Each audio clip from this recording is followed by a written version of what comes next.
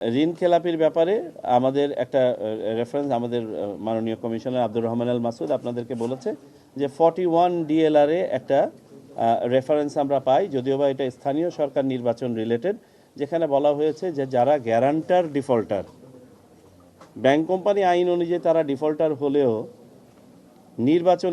নির্বাচনে অংশগ্রহণের জন্য তাদের কোনো বাধা নেই।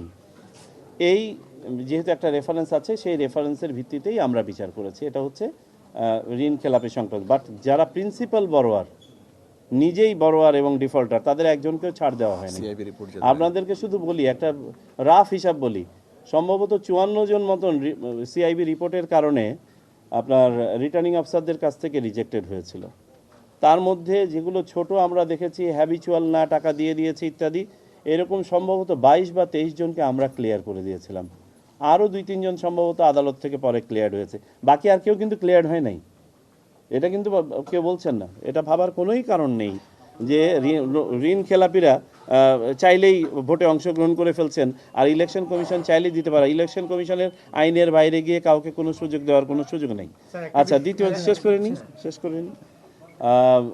আপনার দ্বৈত নাগরিকত্ব নিয়ে বলি, কারণ এটা নিয়ে প্রায়শই আপনারা প্রশ্ন করে থাকেন। দ্বৈত নাগরিকত্বের বিষয়ে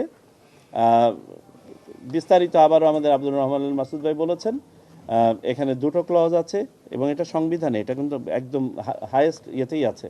একটা 2-এর গতে আছে, সরি গয়ের 3-এ আছে, আর একটা হচ্ছে 2 কতে আছে, আমি যদি ভুল হলে মাফ করবেন।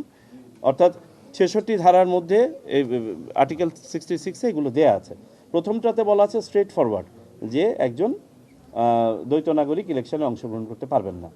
এরপরে 2011 সালে পঞ্চদশ সংশোধনীর সাথে এই 2-এর ক ধারাটা যোগ করা হয়েছে, যেখানে বলা হয়েছে যে তবে কেউ যদি দ্বৈত নাগরিকত্ব, যে আরেকটা দেশের নাগরিকত্ব ত্যাগ করেন বা পুনরায় বাংলাদেশের নাগরিকত্ব গ্রহণ করেন, তাহলে তিনি নির্বাচনে অংশগ্রহণ করতে পারবেন।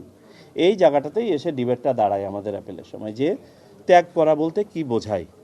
এবং সেইখানে আমরা দেশের প্রমিনেন্ট লয়ারদের যে ইন্টারপ্রিটেশন, এবং আমরা এখানে শুনানির পরে যেটা উপনীত হয়েছে, কেউ যদি তার পক্ষ থেকে ত্যাগ করার যাবতীয় কাজ সম্পন্ন করে থাকেন, অর্থাৎ তিনি আর আরেকটা দেশে থাকতে চাচ্ছেন না মর্মে অ্যাপ্লিকেশন সাবমিট করেছেন, যেখানে টাকা দেওয়ার কথা টাকা দিয়েছেন, যেখানে ঘোষণা দেওয়ার কথা ঘোষণা দিয়েছেন, এবং তার পক্ষ থেকে করণীয় সব সম্পাদন করেছেন, তাহলে আমরা এটাকে ইন্টারপ্রেট করেছি যে তিনি তার মানে 2-এর ক অনুযায়ী এখন উনি বৈধ।